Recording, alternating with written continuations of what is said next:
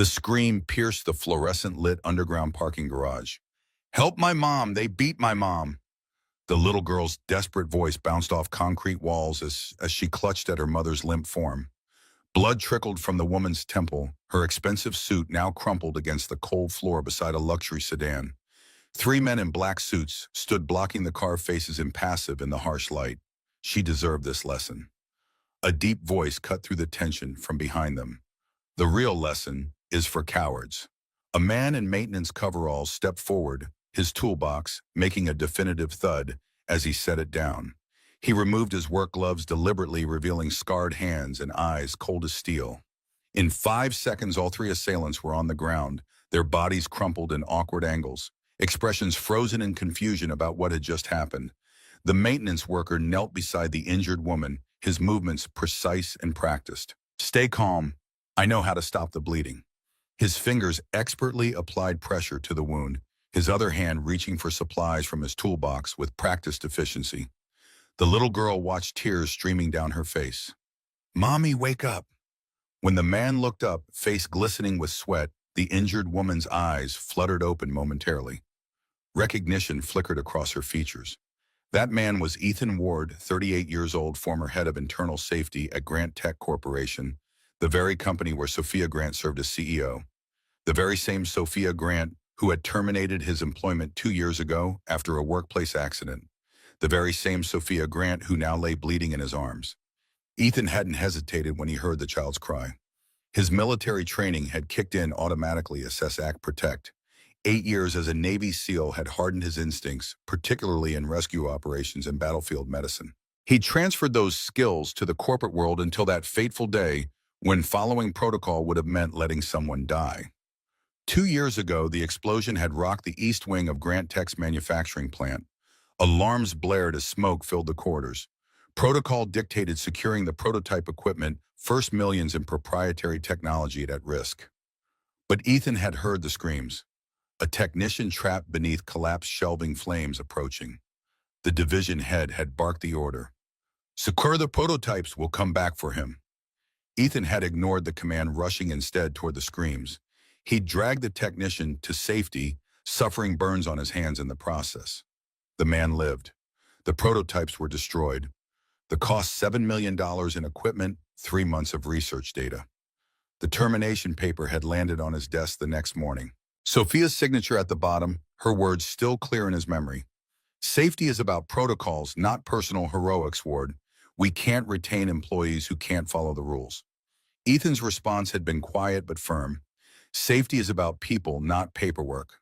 Someday you'll understand that." Now Ethan lived with his daughter Leah, 8 years old, a small girl with serious eyes who always carried the old first aid kit he had given her. Every morning over breakfast in their modest apartment, Leah would ask the same question, "Dad, if I see someone fall down, should I help them?" And Ethan would always answer the same way. "Yes, you should, but remember to look around first." Helping people isn't about being a hero. It's about not leaving anyone behind.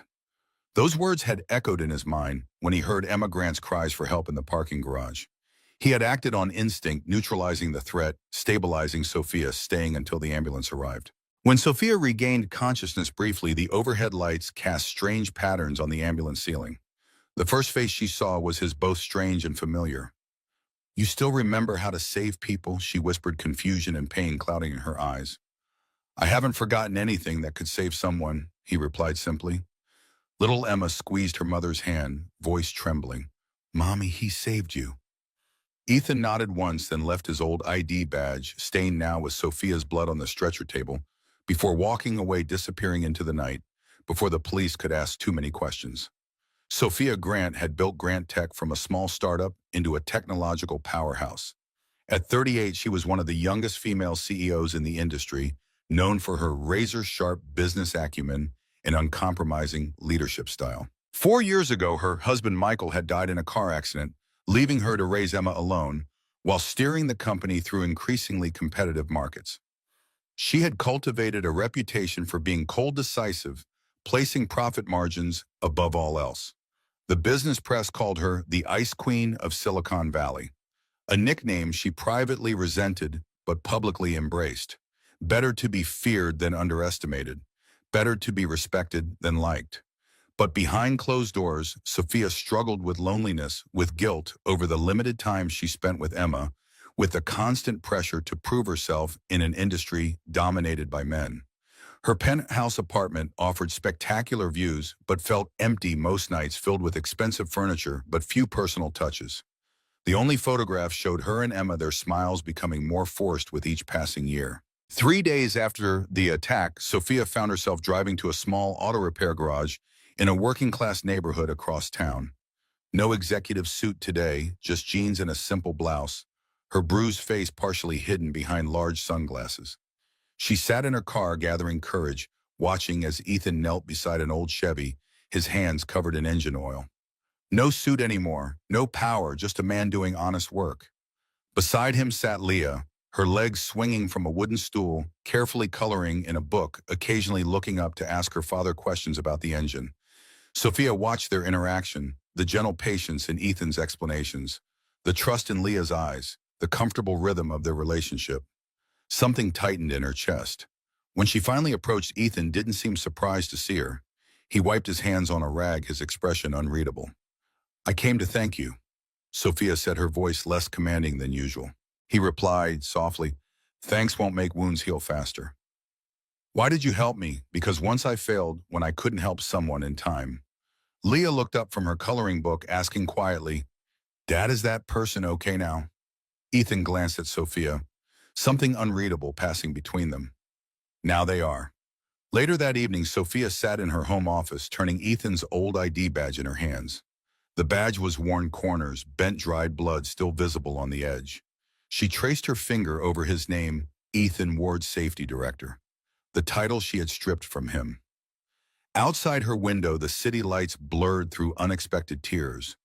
For the first time in 2 years, she wondered if she had been wrong, not just about firing him, but about what safety really meant. Not protocols on paper, not damage control after disasters, but people like Ethan who ran toward danger when everyone else ran away. She closed the desk drawer softly, the ID badge hidden from sight, but impossible to forget. Emma appeared at the door in her pajamas, hugging her stuffed rabbit. "Mommy, are you still hurt?" Sophia mustered a smile. "I'm feeling better, sweetheart. Come here." Emma climbed onto her lap, careful to avoid the bandage on her mother's temple. "Did the bad men want to hurt you because you're the boss?" The question stunned Sophia. She'd been asking herself the same thing, reviewing security footage, wondering why 3 professional-looking men had targeted her specifically. It hadn't felt like a random attack or robbery attempt. Nothing was stolen. It felt like a message. "I don't know, sweetie, but the police are looking into it. That man who helped us, he used to work for you." Sophia hesitated. "Yes, a long time ago." Emma's eyes, so innocent yet perceptive, locked onto hers. "Then why did he help?" The question hung in the air, challenging all of Sophia's assumptions about human nature, about business, about the walls she'd built between herself and others. The next morning, Sophia returned to the garage with coffee and pastries. Ethan looked up from under the hood of a Mustang, surprise briefly crossing his features, before his expression returned to neutral. "I looked into your file," Sophia said, setting the coffee on a nearby workbench. "The accident that got you fired, you saved someone's life that day and broke company protocol doing it. The protocol was wrong." He wiped his hands on a rag, finally meeting her eyes. "You signed the termination paper yourself." "I know," her voice cracked slightly. "I know I did." Leah peeked around the corner of the garage office, then ran over with a bright smile. "Dad, is this the brave lady you saved?" Sophia knelt down to Leah's level, wincing slightly from her injuries. "Your dad's the brave one, sweetie." "I know," Leah beamed. "He saves everybody. He was a soldier before, and he showed me how to make bandages and stop bleeding and everything." Sophia glanced up at Ethan, who shrugged. "She asks a lot of questions. I figure better to teach her than have her learn the wrong way." "She's what, 7, 8, Ethan corrected. "Old enough to know how to help if she needs to." Watching Ethan with his daughter Sophia felt something shift inside her. This man whom she had dismissed as insubordinate, as a liability, had created something she hadn't. Despite all her success, a relationship built on trust, on teaching, on preparing for the real world rather than hiding from it. While Leah showed Emma her coloring books, Sophia lowered her voice. "The men who attacked me, I think it might be connected to something at work." Ethan's expression hardened. What kind of something? I've found some documents about safety violations at our Texas facility. Serious ones that were covered up. I was looking into them. And then you got jumped in a parking garage. Ethan's jaw tightened. Convenient timing. I need to know more about what happened 2 years ago. The real story, not what's in the official report. Why ask me? You made it clear my perspective wasn't valuable. Ethan's words cut deep, but Sophia pressed on. Because I think I made a mistake. And I think there might be more mistakes I don't even know about. Their conversation was interrupted by the sudden squeal of tires. A dark sedan accelerated toward the open garage door where they stood talking. Ethan reacted instantly, shoving Sophia sideways, then lunging for the children. They tumbled behind a heavy tool cabinet as the car smashed into the garage entrance, sending tools and parts flying before reversing and speeding away. In the chaos, Sophia found herself curled protectively around Emma, while Ethan shielded both children with his body. The moment stretched, hearts pounding, dust settling. Finally, Ethan moved, checking everyone for injuries. "You okay?" he asked Sophia, his voice calm despite what had just happened. She nodded, too shocked to speak. Emma clung to her, trembling. Leah appeared remarkably composed. "Dad, that wasn't an accident, was it?" "No, sweetheart, it wasn't." Ethan's eyes scanned the garage, assessing damage and potential threats with military precision. As they gathered themselves, Sophia noticed a piece of paper that had been thrown into the garage, a note weighed down with a spark plug. She picked it up, hands shaking slightly. "Stop investigating, or next time there won't be a warning." The police arrived 20 minutes later, but Sophia could tell they weren't taking the incident seriously. "Just a hit and run, ma'am, probably teenagers. We'll file a report." After they left, Sophia turned to Ethan, who was already starting to clean up the damage to his workplace. "Those men in the parking garage, this car, someone's sending me a message." Ethan straightened, his expression grim. "Seems like you kicked a hornet's nest. I've been looking into past accidents at Grant Tech. There's a pattern of cover-ups going back years before I was even CEO. Something about the Texas plant explosion didn't add up. The same explosion that had cost Ethan his job." Ethan's eyes narrowed. What exactly didn't add up? Sophia hesitated, then decided to trust him completely. "The official report blamed the technician you saved, said he violated safety protocols, caused the fire. But I found emails suggesting the safety systems had been deactivated for maintenance that day, maintenance that should have required evacuating that entire section." "Who authorized that?" Ethan asked, though his expression suggested he already suspected.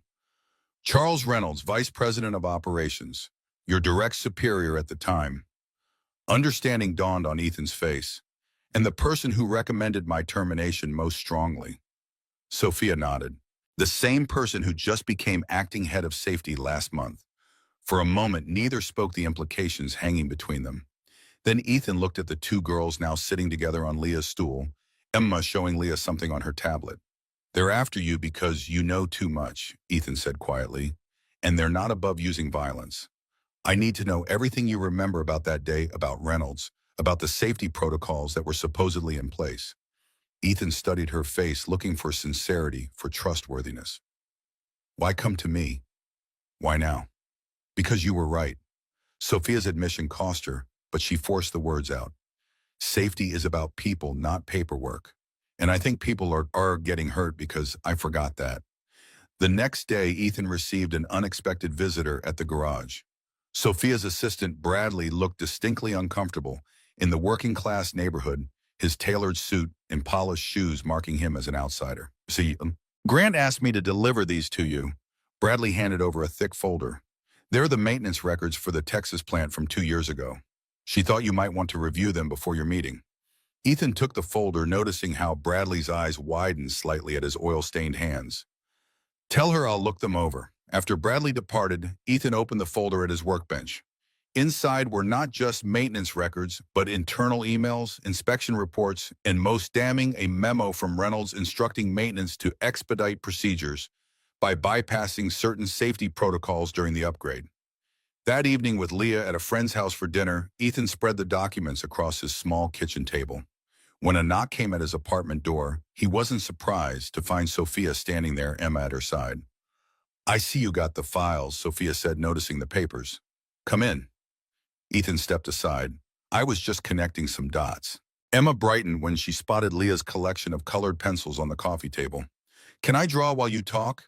Ethan nodded, setting her up with paper and supplies while Sophia gravitated toward the kitchen table and its damning display.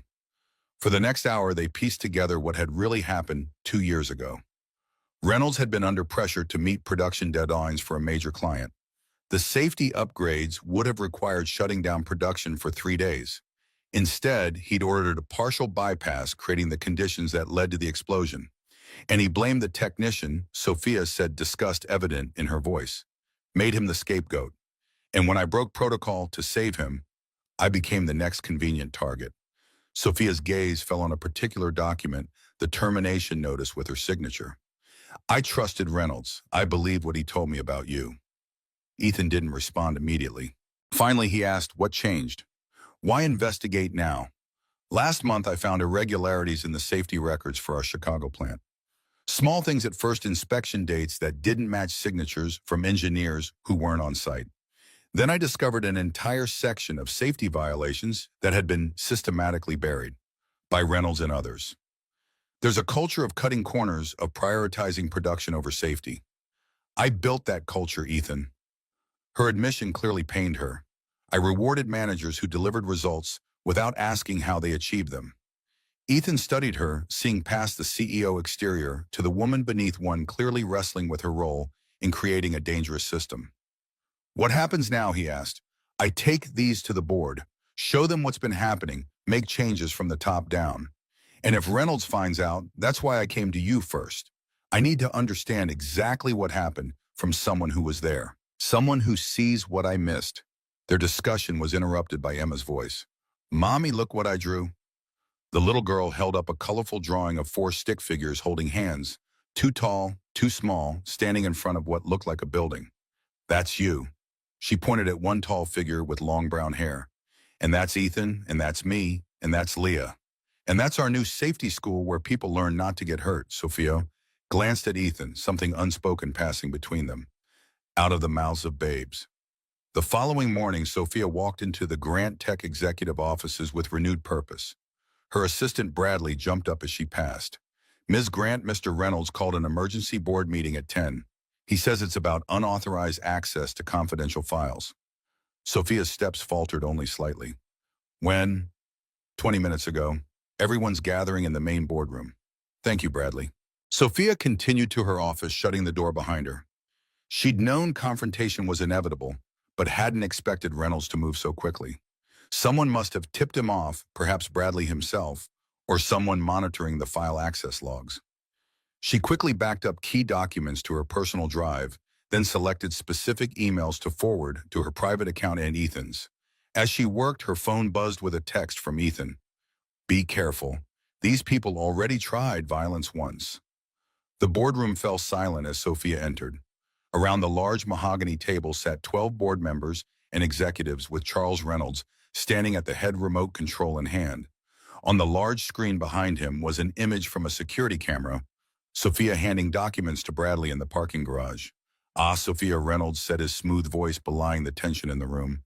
We were just discussing a concerning security breach, Charles. Sophia took her seat at the opposite end of the table, maintaining her composure. What exactly is the concern? Reynolds clicked the remote, advancing to another image, Bradley passing documents to Ethan. These confidential company documents appear to be finding their way into unauthorized hands, specifically the hands of a disgruntled former employee. I authorize that access as part of an internal review, Sophia stated calmly. As CEO, I have that authority. Reynolds smiled thinly. An internal review that somehow bypassed both the safety department, which I now oversee, and legal. That's highly irregular, Sophia. One of the board members, Janet Winters, leaned forward. What exactly are you investigating, Sophia? Before Sophia could answer, Reynolds interjected. She's sharing sensitive company information with Ethan Ward, who was terminated 2 years ago for violating safety protocols, the very protocols he was hired to enforce. A man with an obvious grudge against this company. Sophia kept her voice steady. I'm investigating a pattern of safety violations in subsequent cover-ups at multiple Grant Tech facilities. Violations that put our workers at risk and our company in legal jeopardy. Murmurs spread around the table. Reynolds' smile faltered slightly. And what does this have to do with Ethan Ward? Asked Michael Chen, another board member. Mr. Ward was wrongfully terminated after the Texas incident. He was made a scapegoat for decisions made by others, specifically decisions to bypass safety systems during an upgrade. Reynolds' face hardened. That's a serious accusation, Sophia. One I hope you can substantiate. I can. Sophia opened her laptop. Would you like to see the emails ordering maintenance staff to expedite procedures by bypassing safety interlocks? Or perhaps the falsified inspection reports submitted after the fact? The room grew tense as Reynolds and Sophia locked eyes across the table. Finally, Janet Winters broke the silence. I think we should continue this discussion in executive session, she said carefully. Charles, Sophia, please give us the room. Outside in the hallway, Reynolds cornered Sophia by the water cooler. You're making a serious mistake, he hissed.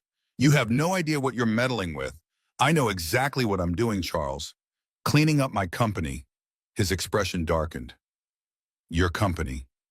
Don't forget who brought you in, who mentored you, who made you. You didn't make me, Charles. You used me. There's a difference, she stepped closer. And if anything happens to me, any more accidents, everything I've found goes public instantly. For a brief moment, something dangerous flashed in Reynolds' eyes. Then he composed himself, straightening his tie. The board won't side with you on this. You're throwing away your career on a crusade. Maybe, but at least I'll be able to look at myself in the mirror. When they were called back into the boardroom 30 minutes later, Sophia could tell from the expressions that the discussion had been heated. Janet Winter spoke first. The board has some concerns about these allegations, she said carefully. We've decided to place both of you on administrative leave pending an independent investigation. Reynolds began to protest, but Janet held up her hand. This isn't negotiable, Charles. The claims are too serious to ignore, and we need objective eyes on this. During the investigation, neither of you will have access to company systems or facilities. As they left the meeting, Sophia felt strangely unburdened, despite the effect of suspension. She had finally taken a stand. Whether she won or lost, she'd done what was right. Her victory was short-lived. By evening, her corporate credit cards had been frozen, and security had escorted her from the building with only her personal belongings. When she arrived home, she found a notice that access to her company-owned apartment would be terminated within 48 hours, a clause in her contract she'd never anticipated needing to worry about. Emma looked up from her homework at the dining room table, sensing her mother's distress. What's wrong, Mommy? Sophia forced a smile. Just some work trouble, sweetheart. We might need to stay somewhere else for a few days. Like where I'm not sure yet. Sophia hadn't anticipated being effectively homeless. The corporate apartment had been part of her compensation package, and most of her liquid assets were tied up in company stock she couldn't currently access. Her phone buzzed with a text from an unknown number. Turn on the news. She grabbed the remote, switching to a local station. There on screen was her own face beneath the headline, Grant Tech CEO suspended amid allegations of corporate espionage. The reporter's voice filled the living room. Sources within Grant Tech confirm that CEO Sophia Grant has been placed on administrative leave following accusations that she shared confidential company information with a former employee. Charles Reynolds, Vice President of Operations, issued a statement expressing disappointment and assuring shareholders that operations will continue unaffected under interim leadership. Emma stared at the screen, then at her mother. Are they talking about Ethan? Is he in trouble too? Sophia turned off the TV, her mind racing. No, sweetheart. They're just trying to scare me. She scrolled through her contacts, considering options. Most of her friends were business associates, people who would now keep their distance to avoid career contamination. Hotels were an option, but with her accounts frozen, she'd need to rely on personal savings that would dwindle quickly. Her phone rang. Ethan. I just saw the news, he said without preamble. You okay? They've locked me out of everything, frozen my accounts, my building access. We have 48 hours to vacate the apartment. Do you have somewhere to go? Sophia hesitated. I'm working on it. A pause on the line. I have a pull-out couch. It's not fancy, but it's clean, and Leah would be thrilled to have Emma around. I couldn't impose. It's not imposing if it's offered freely. His voice softened slightly. You helped me see the truth. Let me help you stay safe while you fight for it. The next morning, Sophia and Emma arrived at Ethan's modest two-bedroom apartment with 2 suitcases and a box of essential belongings. The contrast with their luxury penthouse couldn't have been more stark worn, but clean furniture, family photos on the walls, books stacked on shelves made from cinder blocks and boards. It was small but unmistakably a home in ways her designer apartment never had been. Leah greeted them enthusiastically, immediately pulling Emma to see her room and toys. Sophia stood awkwardly in the living room, feeling entirely out of place. Coffee, Ethan offered, gesturing toward a small kitchen where a pot was brewing. Please, Sophia set down her bag. Thank you for this. I know it's strange. Strange doesn't begin to cover it. Ethan handed her a mug with a chipped handle. But then having the CEO of Grant Tech sleeping on my pull-out couch wasn't exactly on my 5-year plan. Former CEO, apparently. The news is reporting that Reynolds has been named interim chief executive. They drank their coffee in silence for a moment, the sounds of the girls playing, drifting from Leah's room. I spent my whole life building that company, Sophia said finally, and it all disappeared in a day. Not everything. Ethan nodded toward the bedroom where Emma's laughter could be heard. You still have what matters most, and your integrity. That night, after the girls were asleep, Emma and Leah had insisted on a sleepover in Leah's room. Sophia sat on the pull-out couch that would be her bed, staring at her phone. The news had gotten worse.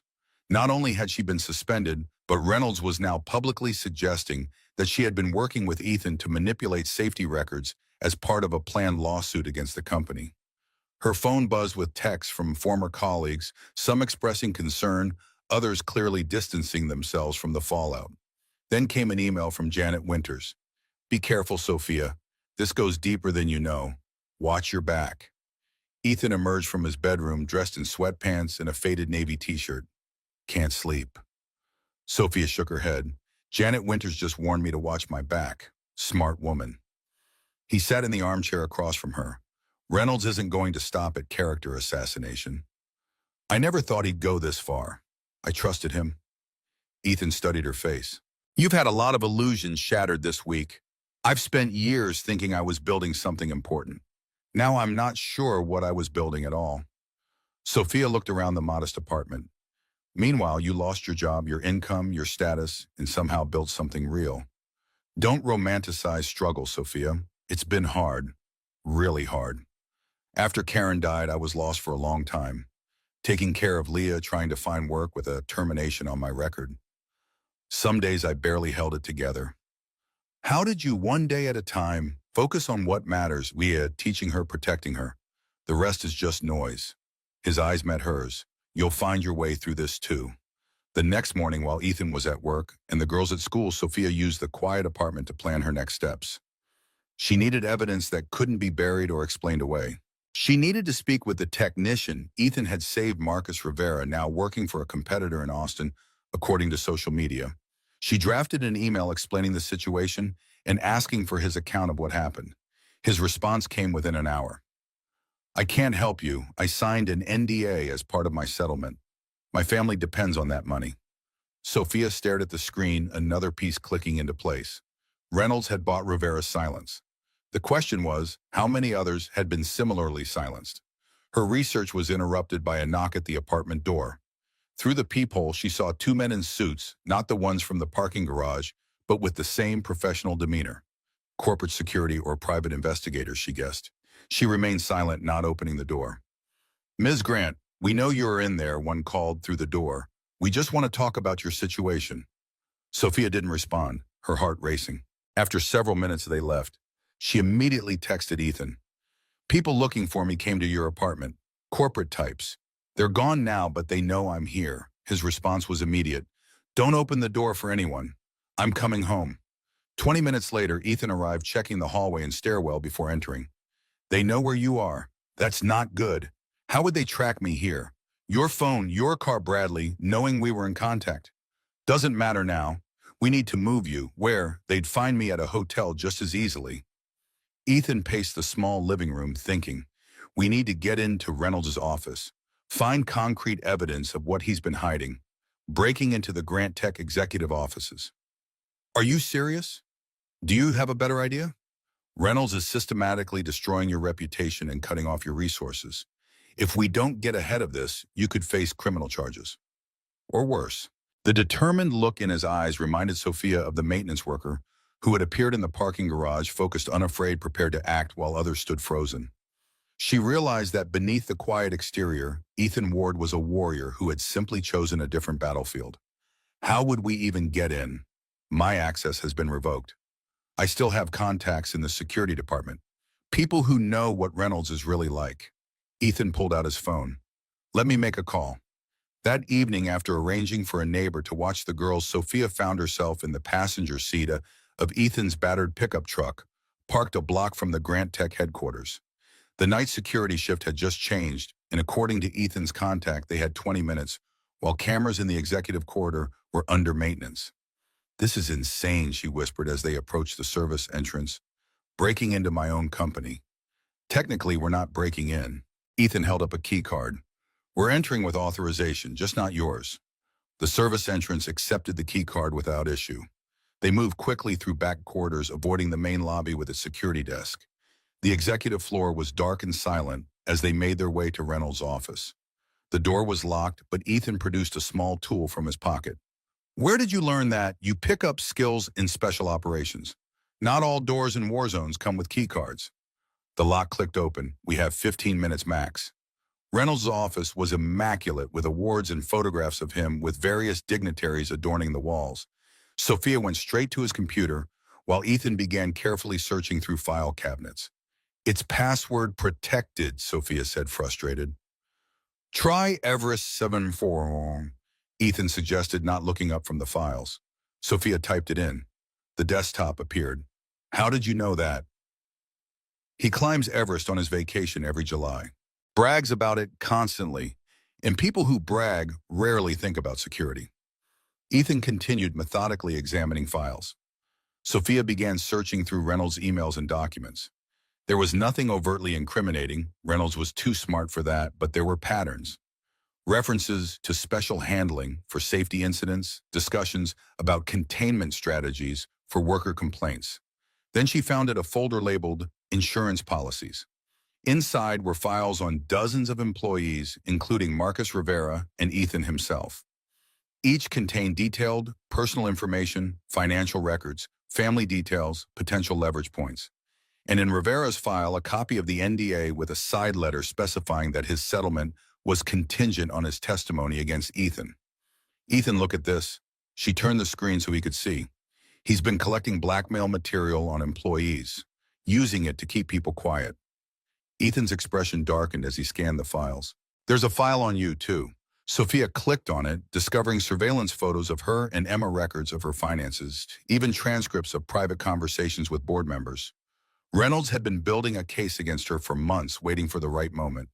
He's been planning this, all of it, Ethan nodded grimly. And there's more. He held up a file he'd found in the cabinet. Falsified safety inspections for 5 different facilities, all signed off by Reynolds personally. They photographed everything with their phones, working quickly but methodically. Just as they were finishing, Ethan froze, holding up a hand for silence. Footsteps in the hallway. Security patrol, he mouthed, switching off the computer monitor. Hide. They ducked behind Reynolds' large desk as a flashlight beam swept under the door. The footsteps paused outside, then continued down the hall. Sophia realized she'd been holding her breath only when Ethan touched her arm gently. We need to go. Now. They retraced their steps to the service entrance, hearts pounding with every corner turned. Once back in Ethan's truck, Sophia let out a shaky laugh. I can't believe we just did that. I've never broken a rule in my life, and now I'm breaking into offices stealing files. Welcome to the other side of the rules, Sophia. Sometimes it's the only place truth lives. As they drove back to the apartment, Sophia scrolled through the photos they'd taken, building a mental case against Reynolds. He'd systematically created a culture of fear and silence, using both corporate power and personal blackmail to maintain control. The safety violations were just one part of a larger pattern of corruption. What now, she asked as they pulled into the apartment complex parking lot. Now we take this to someone who can use it, someone Reynolds doesn't control. The board is compromised. You saw the files. He has dirt on half of them. Then who? Ethan parked the truck, turning to face her fully. The Occupational Safety and Health Administration. Federal investigators who can't be bought off or threatened. And the press. Once this is public, Reynolds loses his advantage. The next day dawned with new purpose. While the girls were at school, Sophia and Ethan organized the evidence they'd gathered, creating a clear timeline of safety violations, cover-ups, and intimidation tactics. Sophia drafted a comprehensive statement detailing her own complicity through inaction and her commitment to making things right. Ethan watched her work, noting the transformation. The corporate executive who had once prioritized protocols over people was gone. In her place was a woman determined to protect those she had previously overlooked. Their work was interrupted by Ethan's phone ringing. The caller ID showed Leah's school. "Mr. Ward, this is Principal Davis. There was an incident at pickup. A man tried to collect Leah, claiming to be her uncle. When questioned, he left quickly. Emma Grant is also missing from aftercare. We've called the police." Ethan's face went ashen. "What do you mean missing?" "She was signed out by a woman claiming to be Ms. Grant's assistant. The woman had proper ID and knew the security password." Sophia, who had been watching Ethan's expression change, was already on her feet. "What's happened?" "Someone took the girls." Ethan's voice was deadly calm, but his eyes burned with focused rage. "We need to go. Now." They raced to the school where police were already taking statements. Sophia provided a description of her actual assistant, confirming that no one had been authorized to pick up Emma.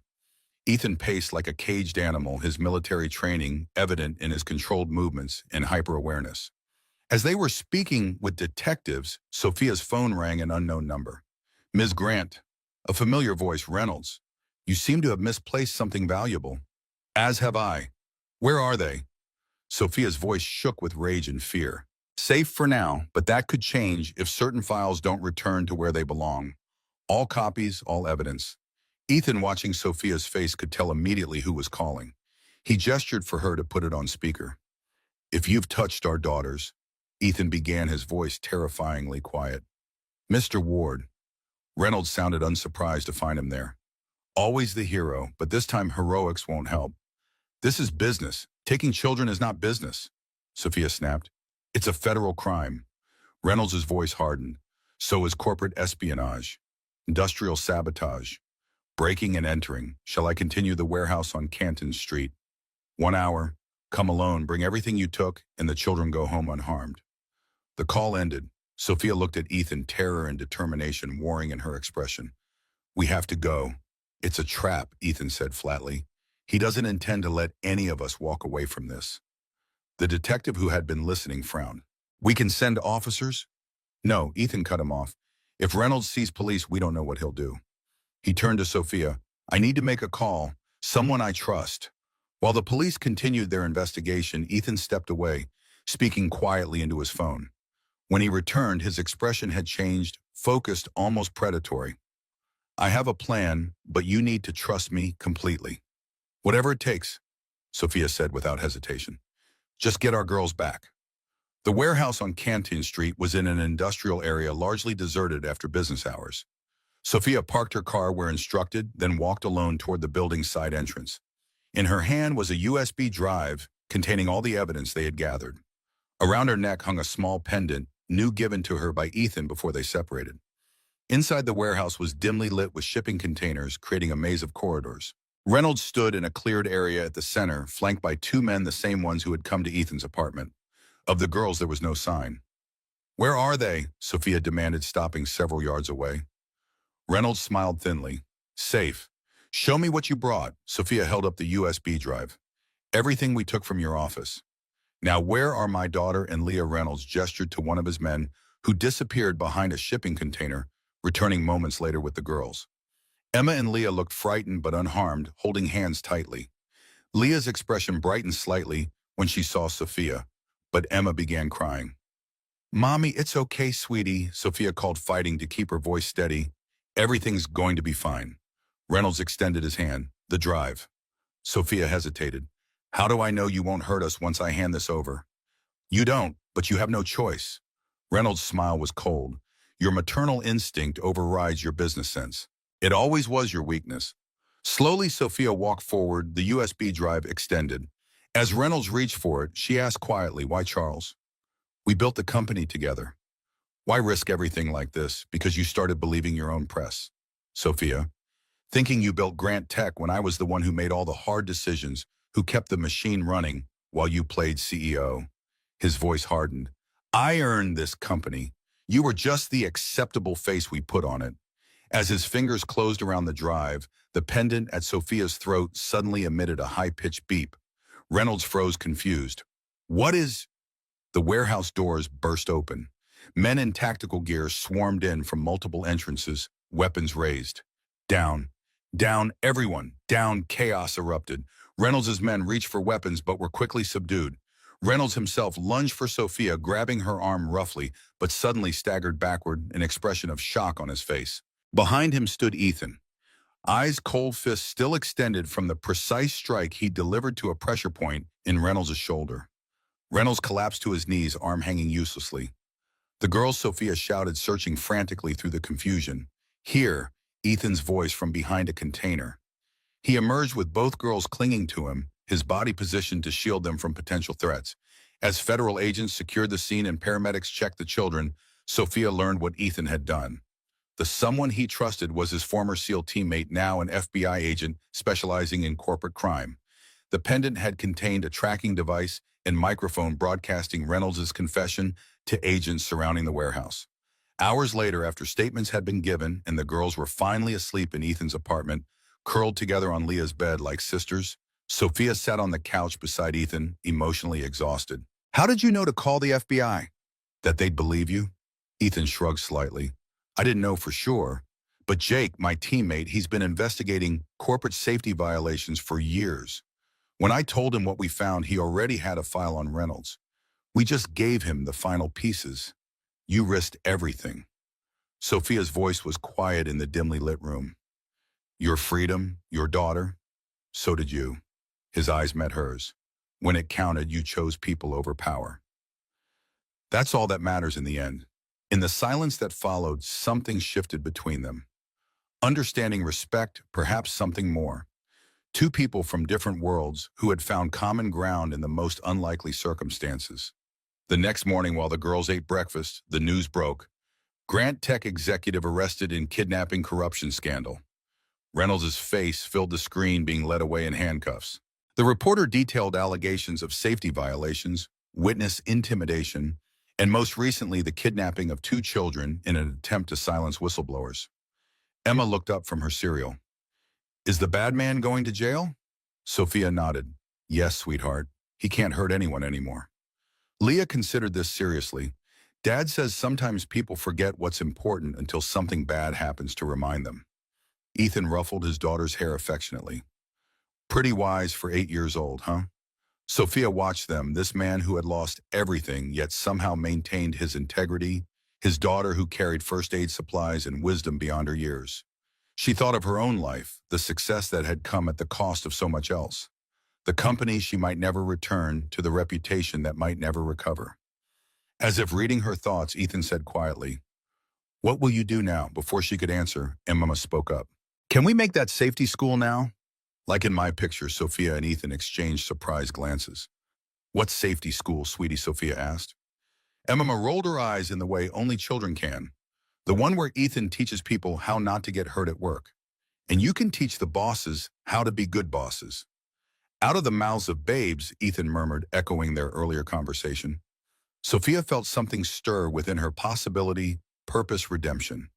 A chance to rebuild not just her life, but something meaningful. Something that put people first. I think that's a wonderful idea, she said, her gaze meeting Ethan's. If Mr. Ward is interested in a new partnership. Ethan's expression was unreadable for a moment. Then a small smile tugged at his lips. I might be. Depends on the terms. As the girls cleared their breakfast dishes, chattering about what the safety school might look like, Sophia felt a weight lifting. She had lost her company, her reputation, her financial security, yet somehow sitting in this modest apartment with these 3 people, she felt richer than she ever had in her penthouse suite. The path ahead was uncertain, filled with challenges and obstacles she'd never anticipated. But for the first time in years, Sophia Grant was looking forward, not with anxiety about quarterly reports or board meetings, but with hope. Hope born from crisis connection, forged through danger and possibility, emerging from loss. Emma and Leah returned to the table with paper and colored pencils, already designing logos for their imaginary school. Watching them work together, Sophia realized that sometimes the most important lessons come not from success, but from failure, and that sometimes being broken open is the only way to let the light in. 2 weeks after Reynolds' arrest, the media frenzy showed no signs of abating. Headlines splashed across business journals and news sites. Grant Tech scandal widens, CEO turned whistleblower. Corporate safety violations exposed. Grant Tech's stock price had plummeted 30%, and class action lawsuits from injured workers were piling up. The board had installed an interim CEO, distancing themselves from both Reynolds and Sophia despite their earlier complicity in the culture that enabled the violations. Sophia sat at Ethan's kitchen table scrolling through news stories on her laptop while the girls played in the living room. The apartment had become a strange sort of sanctuary, a place where her former identity as powerful CEO had been stripped away, leaving her to rediscover who she was beneath the corporate armor. Janet Winters had called that morning, the first board member to reach out personally since the scandal broke. The board's considering offering you your position back. Public sentiment is turning in your favor. They think you'd help stabilize the company. Sophia had been surprised by her own lack of interest. I need time to consider whether that's the right path forward, Janet, for the company or for me.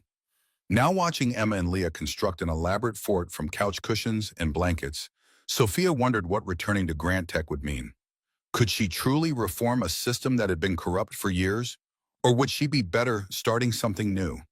Something built on the painful lessons she'd learned. Ethan entered from his bedroom, dressed for his shift at the garage. The bruise on his dress from the warehouse confrontation had faded to a yellowish smudge. He paused, noticing her thoughtful expression. Company wants you back. She nodded, closing the laptop. Janet called. They're floating the idea. Are you considering it? I don't know. She looked toward the girls, lowering her voice. Going back would mean resources, influence, the ability to implement real safety changes across multiple facilities. But Ethan filled a travel mug with coffee, his movements efficient as always. But it would also mean working within a system that enabled everything that happened, with people who looked the other way. Ethan regarded her thoughtfully. Sometimes the hardest places to create change are the ones that need it most. His words lingered as he left for work, the door closing quietly behind him. Sophia turned back to her laptop, opening a new document. Emma's innocent suggestion of a safety school had taken root in her mind, growing into something more concrete with each passing day. She began typing, outlining a business plan for what she had started calling the Phoenix Response Center, a training facility focused on workplace safety, emergency response, and creating corporate accountability. The name had come to her while watching Ethan teach the girls basic first aid. Like the mythical phoenix, she wanted to build something new from the ashes of her former career, something that would prevent others from suffering as Grant Tech's workers had. When the doorbell rang an hour later, Sophia was deep in financial projections. She glanced through the peephole to see a professionally dressed woman she didn't recognize. Cautious after recent events, she opened the door only partially, keeping the security chain engaged. Are you Sophia Grant? The woman held up credentials. I'm Special Agent Melissa Carter with the Department of Labor. We're investigating the safety violations at Grant Tech, and I was hoping to ask you some questions. Sophia verified the credentials, then invited Agent Carter inside. For the next hour, she detailed everything she had discovered: the falsified inspection reports, the intimidation of employees who reported violations, Reynolds' elaborate system of cover-ups, and blackmail. Agent Carter took meticulous notes. This is consistent with what we're hearing from other witnesses, but most are still afraid to go on record. Your testimony will be crucial if we want these cases to stick. When the agent left, promising to be in touch for formal depositions, Sophia felt a strange mixture of vindication and dread. The truth was coming to light, but the process would be lengthy and painful, with no guarantee of justice for those harmed. That evening, Ethan returned from work with a surprise visitor, Marcus Rivera, the technician he had saved from the explosion 2 years ago. The young man stood awkwardly in the doorway, hat in hands. I saw the news, he said, eyes darting between Sophia and Ethan. About Reynolds, about what really happened. I should have spoken up sooner. Ethan shook his head. You had your family to think about. Rivera's shoulders slumped. They paid me to lie about what happened. Made me say I violated protocol when really they had disabled the safety systems for that maintenance shortcut. Then they made me testify against you, Mr. Ward. Said they'd take back the settlement if I didn't. Sophia felt a surge of anger, not at Rivera, but at the system that had forced this impossible choice on him. No one should have to choose between telling the truth and feeding their children. I want to make it right, Rivera continued. I'm ready to testify about what really happened, about how Mr. Ward saved my life when everyone else was worried about the equipment. His testimony would be invaluable for the investigations, but Sophia recognized the risk he was taking. You might lose your settlement. Are you prepared for that? Rivera nodded resolution, hardening his features. My kids deserve a father who stands up for what's right. I can find another job, can't find another conscience. After Rivera left with promises to meet with Agent Carter, Sophia and Ethan sat on the balcony of the apartment watching the sunset paint the sky in shades of orange and pink. The girls had gone to bed exhaustion from their play, finally overcoming their usual resistance to bedtime.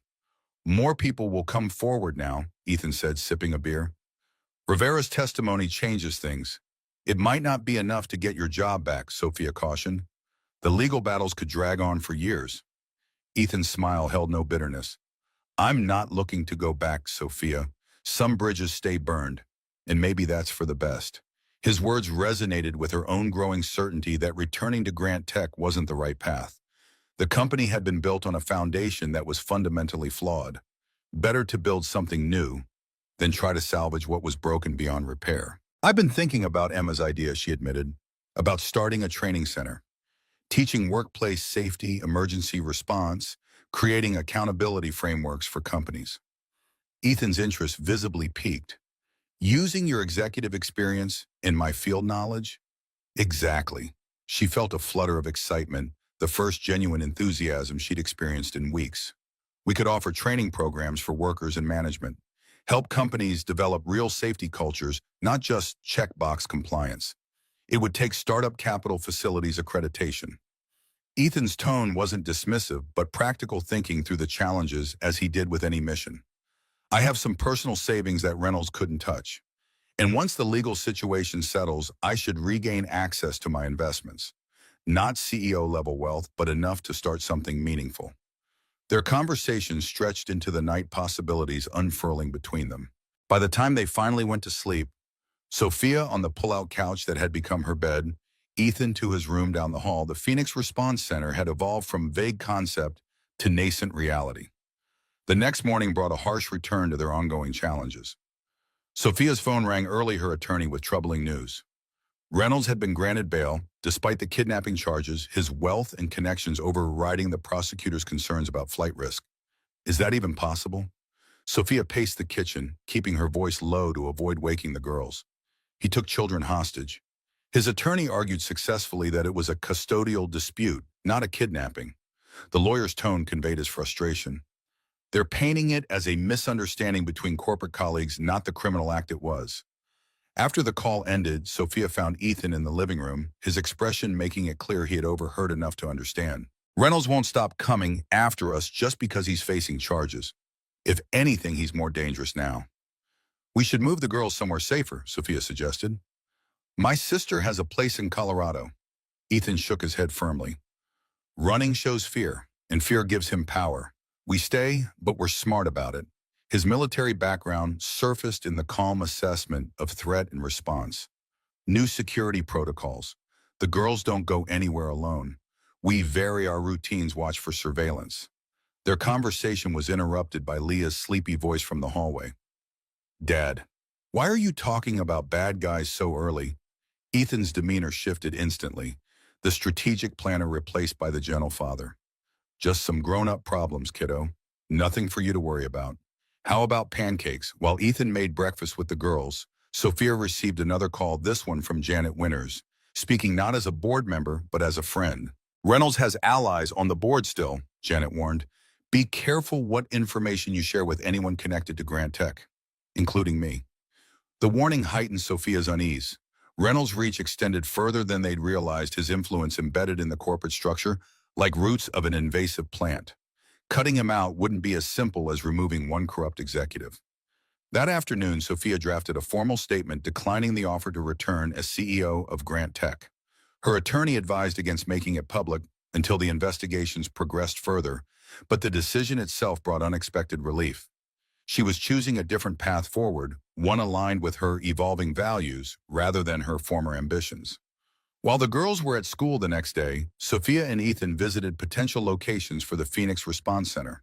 Most were well outside their price range, but a small building in a working-class neighborhood caught their attention, formerly a community center, now vacant and in need of renovation. The owner, an older man named Frank Martinez, recognized Ethan immediately. "You fixed my daughter's car last month. Wouldn't take full payment when you found out she was a single mom." Ethan shrugged, uncomfortable with the recognition. Just did what made sense. Frank studied them both clearly, connecting Ethan with the Sophia Grant he'd been seeing on the news. "You two starting some kind of business?" Sophia explained their vision for the center, training in workplace safety, emergency response, creating accountability in corporate environments. A place where both workers and management could learn to prioritize human lives over profit margins. Frank nodded slowly, then named a rent figure significantly below market value. "Place needs work, but the bones are good, and what you're doing, it matters. My brother lost his arm in a factory accident 20 years ago. Company called it operator error, but everyone knew they'd been cutting corners on machine maintenance. They signed a 6-month lease that afternoon with options for renewal and eventual purchase. As they walked through the empty space, Sophia could already envision what it would become. Training rooms, simulation areas, offices for consultations with businesses seeking to improve their safety cultures. "We'll need equipment instructors," Ethan said, his mind working through practical considerations. "Certification courses, insurance, marketing to get the first clients in the door." Sophia nodded, making notes on her phone. "And we'll need to develop relationships with regulatory agencies, legal experts in workplace safety, medical professionals who can teach advanced first aid." The project energized them both, providing focus amid the ongoing stress of investigations and legal proceedings. Each brought different strengths to the partnership. Sophia's business acumen and corporate connections balanced by Ethan's practical experience and integrity. Together, they created something neither could have built alone. The girls proved equally enthusiastic, spending hours after school, drawing logos and making signs for the center. Emma's artistic talent emerged in colorful depictions of people helping each other, while Leah contributed practical ideas about what kids should learn about first aid. "We could have classes for children too," Leah suggested one evening as they all worked on plans at the kitchen table, "so they know what to do in emergencies."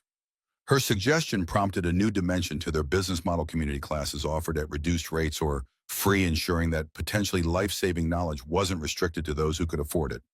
As renovation on the building began, funded by Sophia's remaining savings, the first real obstacle emerged. Their application for business permits was mysteriously delayed, caught in bureaucratic limbo, despite meeting all requirements. When Ethan visited the permitting office to inquire, the clerk was apologetic but evasive. "Looks like there's been a flag placed on this application," the clerk murmured, glancing around nervously. "Can't tell you more than that." Ethan reported this to Sophia that evening, both recognizing Reynolds' influence at work. "He still has people in his pocket, even from jail. Connections in local government, former colleagues willing to create obstacles." Sophia's frustration mounted. "We've done everything by the book. What more do they want?" "They want us to give up," Ethan said simply. "To decide it's not worth the fight." The setback only strengthened their resolve. While Sophia worked legal channels to address the permit issues, Ethan accelerated renovations on the parts of the building that didn't require additional permissions. They adapted, finding alternate routes forward when direct paths were blocked. Their resilience attracted attention. A local news station ran a feature on the Phoenix Response Center, framing it as a story of redemption and corporate accountability. The publicity brought unexpected allies, former Grant Tech employees offering to volunteer, safety experts willing to serve as instructors, community members showing up with tools and supplies for the renovation. Reynolds, watching from the sidelines while awaiting trial, intensified his counter efforts. Anonymous negative reviews appeared online for a business that hadn't even opened. Suppliers suddenly canceled orders, citing scheduling conflicts. The contractor handling major electrical work quit without explanation, leaving crucial systems incomplete. Each morning brought new challenges, new evidence of their opponent's determination to see them fail. Yet each evening found them still, standing still, moving forward inch by hard-won inch. One night, after a particularly difficult day of setbacks, Sophia found Ethan sitting alone on the building's roof, staring at the city lights. The renovation below was progressing, Despite the obstacles, walls framed training rooms taking shape, the bones of their vision becoming tangible reality. Sometimes I wonder if we're crazy, she admitted, sitting beside him on the makeshift bench, taking on something this big with so many forces aligned against us. Ethan's gaze remained on the distant skyline. Maybe we are, but I'd rather be crazy than complicit. His simple statement crystallized what had been forming in Sophia's mind for weeks. The true measure of a life wasn't success as defined by corporate standards, profit margins, market share, stock prices. It was the courage to stand for something meaningful, even when that stand came at personal cost. I spent 20 years climbing to the top, she reflected, only to discover I was on the wrong mountain all along. Ethan turned to her, then really seeing her perhaps for the first time, not as the CEO who had fired him, not as the whistleblower who had exposed corruption, but as a woman finding her own truth amid the wreckage of her former certainties. The moment stretched between them, charged with unspoken possibility. Then Leah's voice called from the stairwell, breaking the tension. Dad, Emma, and I finished the sign. The girls emerged onto the roof, carefully carrying a hand-painted banner between them. In colorful letters surrounded by drawings of people helping each other, they had written, Phoenix Response Center, anyone can save someone. Ethan embraced his daughter, pride evident in his expression. That's perfect, kiddo. Sophia felt her throat tighten as Emma looked to her for approval. It's more than perfect, she managed. It's exactly what we're trying to build. That night, as they drove home, the car fell silent when they turned onto Ethan's street. 3 police cruisers sat outside his apartment building, lights flashing in the darkness. Uniformed officers stood talking with neighbors, flashlights sweeping across the parking lot. Ethan parked a block away, instinct telling him to assess before approaching. Stay in the car with the girls. I'll find out what's happening. Sophia watched him approach an officer, noted the change in his body language as he received whatever news was being delivered. When he returned to the car, his expression was grim. Someone broke into the apartment, took everything apart, slashed furniture, spray-painted threats on the walls. Emma began to cry softly in the back seat. Leah put an arm around her friend's shoulders, her own face pale but composed. Is it the bad man again, Dad? Ethan met his daughter's eyes in the rearview mirror, not sugarcoating but keeping his explanation age-appropriate. Probably someone working for him, yes. But the police are here and we're all safe. That's what matters most. They checked into a hotel for the night, the girls finally falling asleep in one of the double beds, while Sophia and Ethan sat at the small table by the window speaking in hushed tones. We need to step up security at the center, Ethan said, his tactical mind assessing vulnerabilities. Security cameras, better locks, maybe a monitoring service. Sophia nodded, but her thoughts had moved beyond defensive measures. This is escalation. Reynolds is getting desperate, which makes him more dangerous. We need to end this once and for all. How the trial is months away, and he's still got money and influence, even while out on bail. Sophia's expression hardened with newfound determination. We find what he's really afraid of us discovering. There's something more than what we already know, something he's still protecting. That's why he won't back off. The next day, while the girls remained with a trusted friend from Leah's school, the mother of a police officer adding an extra layer of security, Sophia and Ethan returned to the damaged apartment. The destruction was methodical, clearly meant to intimidate furniture. Slashed electronics, smashed walls covered with spray-painted warnings. Back off and last chance featured prominently among more explicit threats.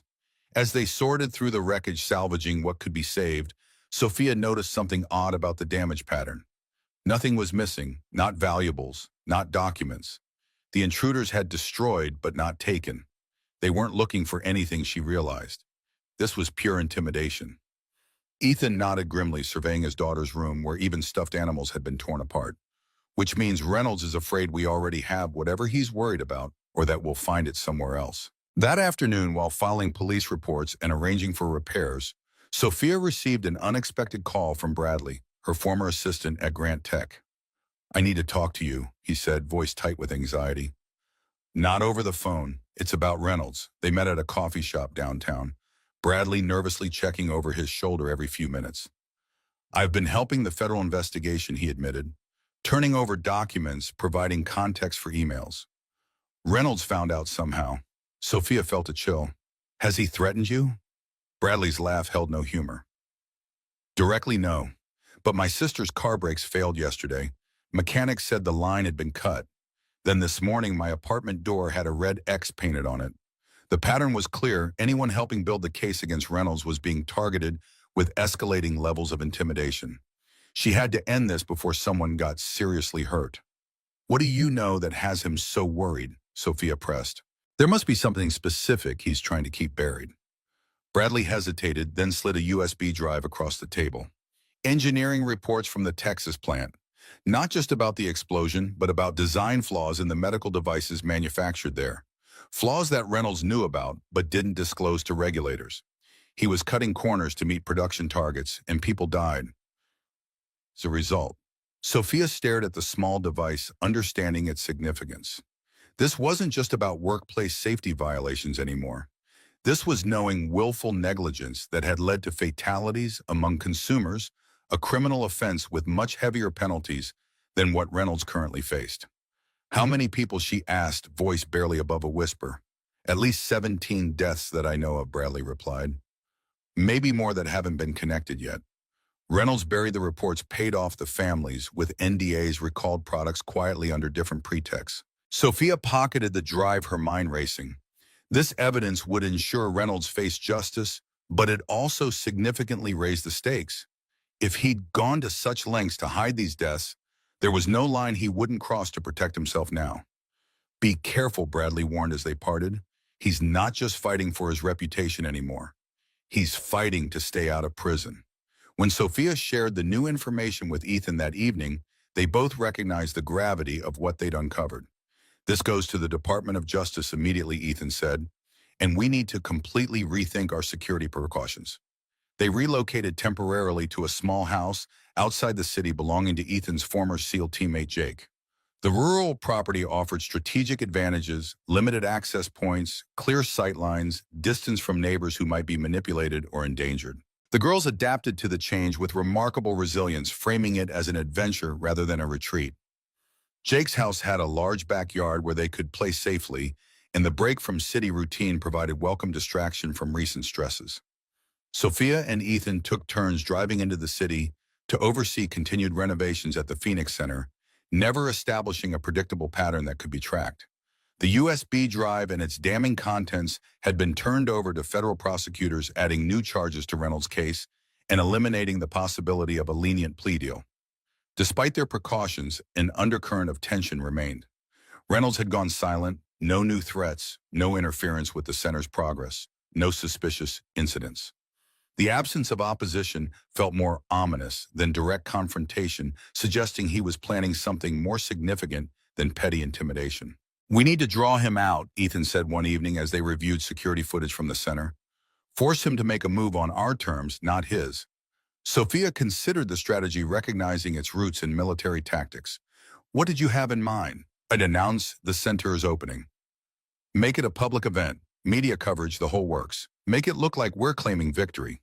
It would provide the perfect opportunity for Reynolds to strike, but also allow them to prepare to control the environment to be ready for whatever he attempted. A calculated risk, but potentially their best chance to end the stalemate.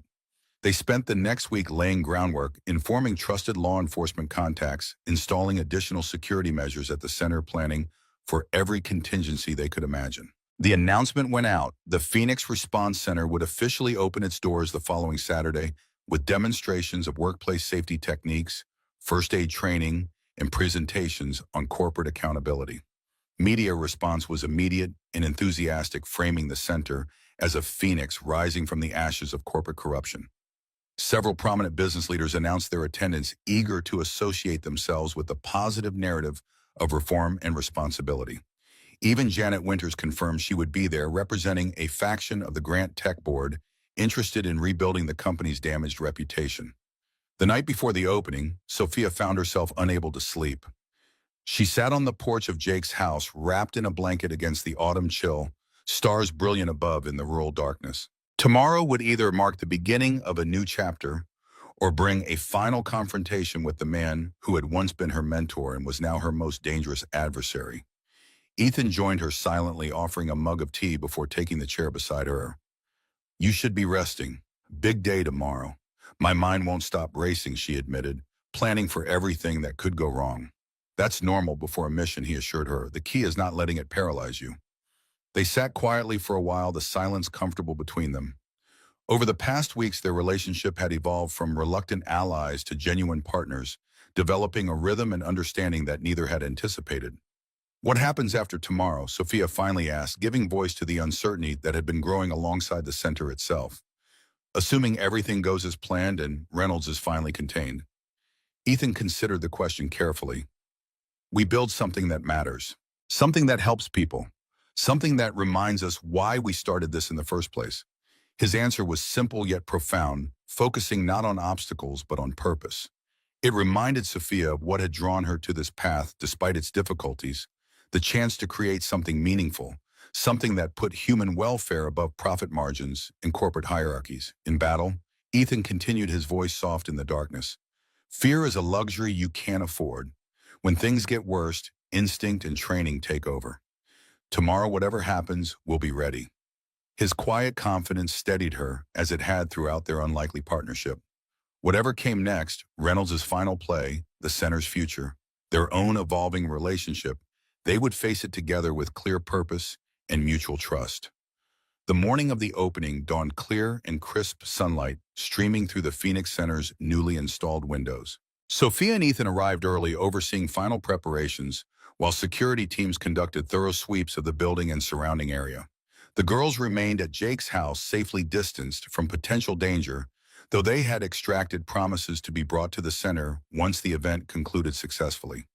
By 10 o'clock, the center hummed with activity. Local media set up cameras near the small stage where Sophia would deliver opening remarks. Community members began to arrive along with business representatives and safety professionals curious about the new initiative. Plainclothes officers mingled with the crowd, alert for any sign of Reynolds or his associates. At precisely 11, Sophia stepped up to the microphone, Ethan standing supportively nearby. She looked out at the gathered faces, some familiar, some new, all representing the community they hoped to serve. Welcome to the Phoenix Response Center, she began, her voice steady despite the undercurrent of tension. We founded this center on a simple belief that every person deserves to return home safely at the end of their workday. That no profit margin is worth a human life. That accountability isn't just a corporate buzzword, but a moral imperative. As she spoke, Ethan scanned the crowd continuously, hyper-aware of every movement, every unfamiliar face. The moment felt balanced on a knife's edge, triumph and threat equally possible in the minutes ahead. What neither of them had anticipated was the form Reynolds' revenge would take, or how quickly their carefully laid plans would be tested in fire and chaos. The explosion ripped through the center's main electrical panel just as Sophia finished her opening remarks. Sparks cascaded from the ceiling, followed by a deep concussive boom that shook the foundation. The crowd erupted in panic, bodies pushing toward exits as smoke began filling the main hall. Ethan's training kicked in instantly. Evacuation first. He grabbed the microphone from Sophia. Everyone moved calmly toward the exits. This is not a drill. Security personnel began directing the frightened attendees while Ethan pulled Sophia away from the stage. His eyes scanned for the source of the detonation, already calculating that this was too precise to be accidental. The main doors are clear, Sophia shouted over the noise. What about the back offices? We checked them together. Stay close. Ethan moved with practiced efficiency, leading her through the thickening smoke. The sprinkler system had activated water raining down and turning the floor treacherous. They found two journalists huddled in the media room, disoriented by the blast, and guided them toward the exit. As they approached the training area at the back of the building, a secondary explosion tore through the wall, separating it from the storage room. Debris flew past them as Ethan shielded Sophia with his body. That wasn't random, he muttered, eyes narrowing through the smoke. That was timed. Understanding passed between them without words. This wasn't just sabotage, it was a coordinated attack designed to create maximum chaos and damage. Reynolds' final move against them. Outside, emergency vehicles converged on the scene, sirens wailing. Paramedics treated minor injuries while firefighters rushed into the building. Sophia counted heads frantically, making sure all attendees were accounted for. When she spotted Janet Winters being treated for a cut on her arm, she hurried over. Everyone got out, Janet confirmed, wincing as a paramedic cleaned her wound. But this wasn't an accident, was it? Before Sophia could respond, Jake appeared at her side, his FBI credentials visible on his belt. We've got reports of a man matching Reynolds' description seen leaving the area right before the explosion. He wouldn't have done this personally, but he'd want to watch. Ethan joined them, his face grim with soot, but eyes clear and focused. The second blast was remotely triggered. Someone waited until first responders were inside, which means they might still be watching, Jake concluded. I've got agents securing the perimeter now. Sophia's phone rang, a video call from an unknown number. Her stomach dropped as she answered, already certain who would be on the other end. Reynolds' face filled the screen, his expensive suit incongruous with the destruction visible behind Sophia. Quite the opening ceremony, Sophia, though perhaps not what you had planned. Something in his smug satisfaction pushed Sophia's fear into cold fury. Is this what you've become, Charles, a man who bombs buildings? His smile faltered slightly, merely a demonstration of what happens to those who overreach. The center can be rebuilt if you drop your testimony and recall those engineering reports. Sophia's grip tightened on the phone. 17 people died because of those defective devices. I won't help you escape responsibility for that. A pity. Reynolds' expression hardened, because the next demonstration won't target a building. His gaze shifted to something off-camera. Such lovely girls, Emma and Leah. So trusting when the nice lady showed up, claiming to be from their school, saying there was an emergency. The world seemed to tilt beneath Sophia's feet. Behind her, she heard Ethan's sharp intake of breath. Jake immediately began speaking into his radio, dispatching agents to check on the girls at the safe house. Reynolds continued savoring their reaction. Don't worry, they're unharmed, for now. But their continued well-being depends entirely on your cooperation. I'll be in touch with specific instructions. The call ended abruptly. Sophia turned to Ethan, seeing her own horror reflected in his eyes. How could he have found them? The safe house location was known only to a handful of people. Jake returned his expression, confirming their worst fears. The girls are gone. Mrs. Peterson, the neighbor watching them, was found unconscious, drugged, not seriously injured. No sign of forced entry, which meant someone they trusted had betrayed them. Someone with knowledge of their security precautions in the girls' location. We need to move now, Ethan said, his voice deadly calm, despite the storm clearly raging within him. Before he gets them out of the state, Jake nodded grimly. I've already put out an Amber Alert with descriptions of both girls. All law enforcement agencies in a 3-state radius are being notified. But we need to identify who gave up their location. Sophia's mind raced through possibilities. Who knew where the girls were staying? Jake, obviously, since it was his house. The neighbor, Mrs. Peterson. The school had been notified of their temporary absence. And Bradley, who had dropped off supplies yesterday after meeting Sophia at the center. Bradley, she realized with dawning horror. He'd been acting strange during that meeting, nervous, constantly checking his phone. She'd attributed it to general anxiety after the threats he'd received. But what if Reynolds had gotten to him? Forced him to cooperate by threatening his sister. She shared her suspicion with Jake, who immediately dispatched agents to locate Bradley. Ethan, meanwhile, had shifted fully into combat mode, his movements precise and his focus laser sharp. I need access to traffic cameras near the safe house, he told Jake. Time frames, vehicle descriptions. And we need to check if Reynolds owns any properties within driving distance. While Jake coordinated with his team, Sophia received another call, this time from Reynolds' attorney. Ms. Grant, my client wishes to resolve this situation peacefully. He's prepared to exchange the children for all evidence related to the medical device reports. Sophia forced herself to remain calm, knowing she needed to buy time. How do I know the girls are safe? You'll receive proof of life shortly, but I must emphasize that my client's patience is limited. You have 3 hours to compile all copies of the reports and related documentation. She ended the call and immediately relayed the information to Ethan and Jake. 3 hours. That's our window to find them before Reynolds forces an exchange. Jake's phone chimed with an update. Agents had located Bradley, who broke down immediately under questioning. Reynolds had indeed threatened his sister's life, forcing Bradley to provide information about the safe house and security arrangements. He'd also confirmed that Reynolds was using a hunting cabin owned through a shell company located in the mountains about 90 minutes from the city.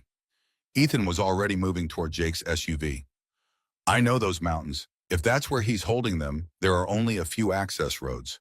A tactical team is assembling, Jake cautioned, falling into step beside him.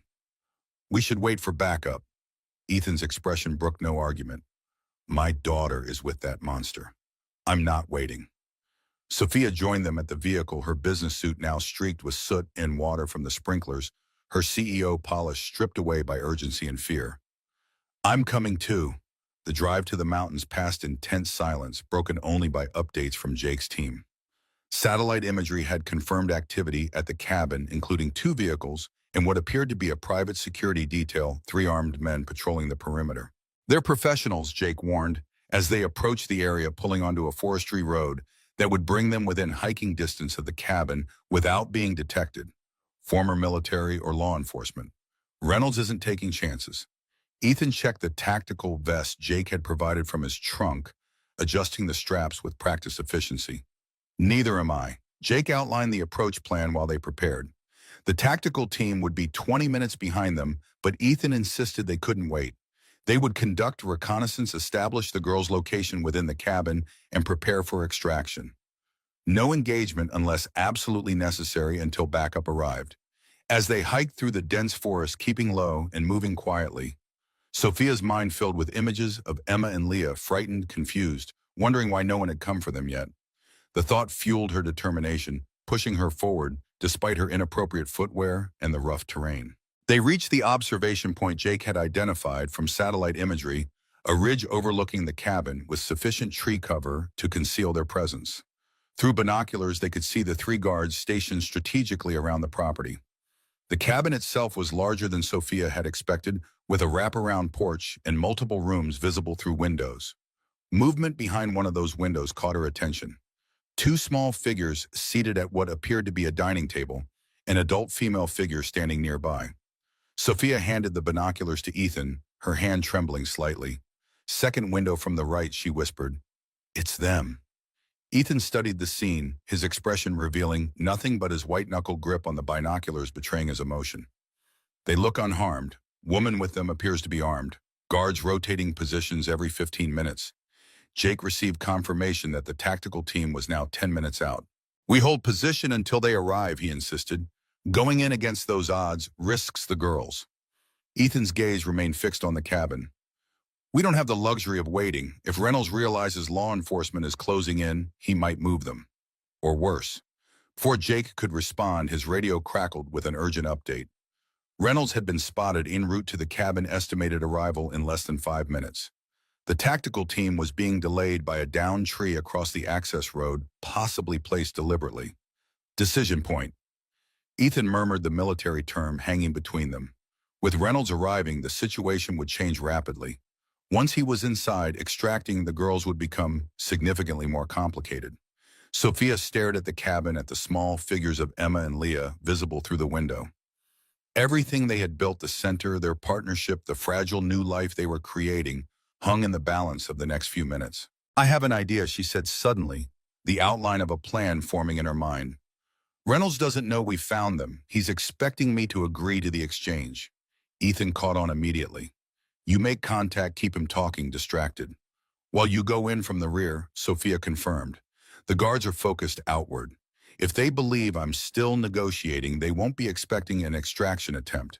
"It's risky," Jake cautioned, "but it might be our best option given the timeline." He checked his weapon. "I'll create a diversion to draw the perimeter guards when you give the signal." Sophia moved back toward the forestry road where she would have clear cell reception to call Reynolds. Ethan caught her arm before she left, his eyes meeting hers with an intensity that stole her breath. "Be careful," he said, simply the words carrying the weight of everything they weren't saying. Everything they hadn't had time to acknowledge amid the chaos of recent weeks. "You too. Get our girls back." Sophia squeezed his hand once, then moved quickly through the trees, her mind already composing the approach she would take with Reynolds. When she reached the designated spot, she called the number his attorney had provided. Reynolds answered on the second ring, his voice smug with anticipated victory. "Ready to make the exchange, Sophia." She forced confidence into her voice despite the fear clawing at her throat. "I have the files, Charles. All copies. But I need to speak with the girls first." Reynolds chuckled. "So predictable. Put yourself in my position, Sophia. Why would I give up my leverage before receiving what I want?" "Because you're a businessman," she countered, playing to his ego while watching the time. "You understand good faith gestures in negotiations." Let me speak to them, confirm they are unharmed, and I'll tell you where to find the files. There was a pause, then the sound of movement. Reynolds appeared to be traveling the background noise, suggesting he was in a vehicle. Very well, a brief conversation. Then we discussed terms. Sophia heard muffled instructions. Then Emma's frightened voice came through the phone. Mommy, where are you? I want to go home. Fighting back tears, Sophia kept her tone reassuring. I know, sweetheart. You'll be home soon, I promise. Is Leah with you? Are you both okay? Yes, Emma answered, her voice small. They said we're on a special trip, but I don't like it here. The lady won't let us go outside. Reynolds took back the phone, satisfied. Now about those files, Sophia launched into a detailed explanation of where he could find the evidence, a storage facility across town deliberately chosen to be as far from the cabin as possible. She invented complications about access codes and hidden compartments, stretching the conversation to give Ethan and Jake maximum time to position themselves. Through the trees, she could see Reynolds' black SUV approaching the cabin. She continued talking, describing false security measures protecting the files, watching as he parked and stepped out of the vehicle. Two of the perimeter guards approached him, providing a status update that she couldn't hear. Now Jake's voice sounded in the small radio he'd given her. Diversion in 30 seconds. Sophia needed to keep Reynolds outside, away from the girls. These files destroy you completely, Charles, she said, her voice harder now. Every decision that led to those deaths documented in your own words. The families of those 17 people deserve justice. She could see Reynolds' posture stiffen, even from a distance. Always so self-righteous, Sophia. You built that company on the same compromises you now condemn. The only difference is that I was honest about the costs of success. A sudden explosion rocked the far side of the property, Jake's diversion. The guards immediately responded, running toward the source of the disturbance. Reynolds turned toward the noise, momentarily distracted from their conversation. What was that? His voice sharpened with suspicion. What have you done? Sophia abandoned all pretense. I've done what you taught me, Charles. I've protected what matters at any cost. She dropped the phone and began running toward the cabin, no longer concerned with stealth. Through her earpiece, Jake confirmed that Ethan had reached the rear entrance. The woman guarding the girls had moved to investigate the commotion, leaving them momentarily unattended. Reynolds realized the deception almost immediately. She watched him sprint toward the cabin, shouting orders to the one guard who had remained behind. Sophia pushed herself faster, her lungs burning and her business shoes entirely unsuited for the terrain. She had to reach Emma and Leah before Reynolds could use them as hostages against Ethan. She rounded the corner of the cabin just as gunshots echoed from inside. Her heart seemed to stop, terror freezing her in place for a crucial second before she forced herself forward up the porch steps through the front door. The scene inside unfolded in fragments of perception. The female guard on the floor, unconscious but breathing. Reynolds backed against the far wall, a gun in his hand. Ethan crouched protectively in front of Emma, and Leah, his body positioned to shield them completely.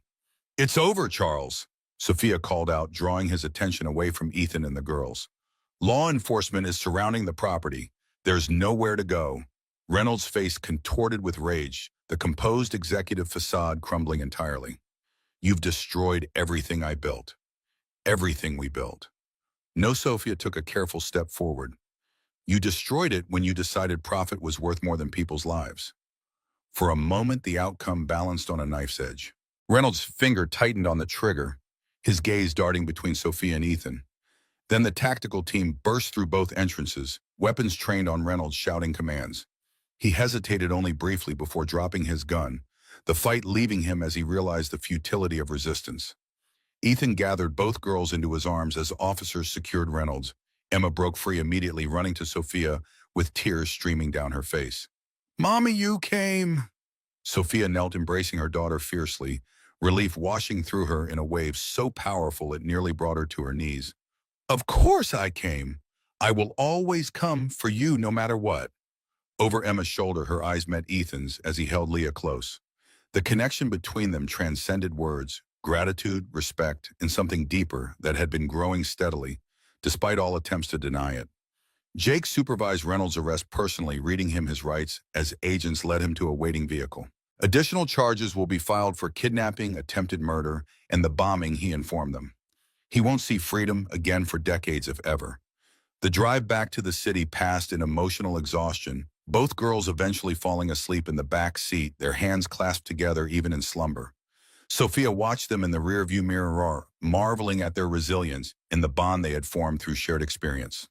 The Phoenix Center was cordoned off with police tape when they arrived, smoke damage visible even from outside.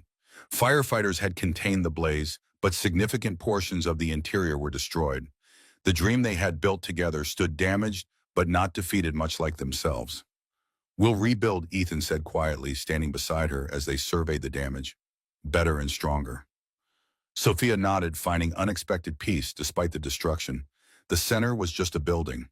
The idea behind it, the commitment to prioritizing safety and human dignity over profit, remained intact. The following weeks brought a whirlwind of activity. Reynolds' arrest made national headlines, especially once the full extent of his crimes became public. The medical device scandal triggered congressional hearings on corporate accountability and regulatory oversight. Former Grant Tech employees came forward with additional testimony, revealing a culture of corner-cutting and intimidation that had existed for years. Sophia found herself in demand as a consultant on corporate ethics reform, while Ethan's expertise in safety protocols attracted attention from companies suddenly motivated to address potential liabilities. The Phoenix Center's mission gained urgency and credibility from the very attack meant to destroy it. They temporarily relocated operations to a community college that offered classroom space, continuing scheduled training programs while rebuilding efforts began at the original site. The bombing, rather than discouraging enrollment, had dramatically increased interest. Each class filled to capacity with workers seeking to understand their rights and managers looking to create genuine safety cultures. One evening, as they reviewed architectural plans for the renovated center, Ethan looked up to find Sophia watching him with an expression he couldn't quite read. What he asked, suddenly self-conscious. "I'm trying to reconcile the man who appeared in that parking garage with the man sitting across from me now. Sometimes it seems like two different lives." Ethan considered this, setting down his pencil. Maybe it is two different lives. Or maybe it's just that we're finally living the right ones. The rebuilding process brought unexpected allies. Former Grant Tech employees volunteered weekends to help with construction. Local businesses donated materials and services. Even Janet Winters, now interim CEO of Grant Tech after a boardroom shakeup, offered corporate support, partly as public relations, but also as personal atonement for years of looking the other way. 3 months after the bombing, the Phoenix Response Center reopened with a ceremony much different from the first. No media circus this time, just a quiet gathering of those who had contributed to its resurrection. Sophia stood on the small stage, looking out at faces that had become family through shared purpose in adversity. "This center exists because of you," she told them, emotion making her voice uncharacteristically husky. "Not just your labor or donations, but your belief that we can create workplaces where every life is valued, where profit never takes precedence over people." As she spoke, her gaze found Ethan standing at the back of the room, Leah perched on his shoulders for a better view. Emma stood beside them, holding Leah's hand to steady her. The image caught in Sophia's throat, this unlikely family they had formed through crisis and courage. The center thrived in the months that followed. Corporate clients sought their training programs, recognizing that proactive safety cultures ultimately protected both workers and bottom lines. Community classes reached those most vulnerable to workplace exploitation. Government agencies began recommending their accountability frameworks as industry best practices. Through it all, Sophia and Ethan maintained their professional partnership during work hours, careful to keep personal feelings from complicating their shared mission. But outside the center, their relationship evolved with cautious, deliberate steps. Family dinners became regular occurrences. Weekend outings with the girls created memories untainted by crisis. Conversations stretched late into evening hours after the children were asleep. 6 months after the reopening, they received news that Reynolds had been convicted on all counts, including 17 counts of negligent homicide related to the defective medical devices. The sentence, 30 years without possibility of parole, offered closure to families of victims and to Sophia and Ethan themselves. The shadow that had hung over them since the warehouse confrontation finally lifted.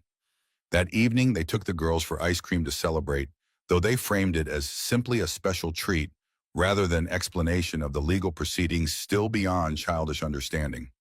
Watching Emma and Leah compare flavors and giggle over brain freeze, Sophia felt a profound sense of gratitude for this unexpected second chance at life and purpose. Later, after the girls were asleep, she and Ethan sat on the balcony of his new apartment, a larger unit in the same complex with proper bedrooms for both girls and a study converted to an office for Phoenix Center work.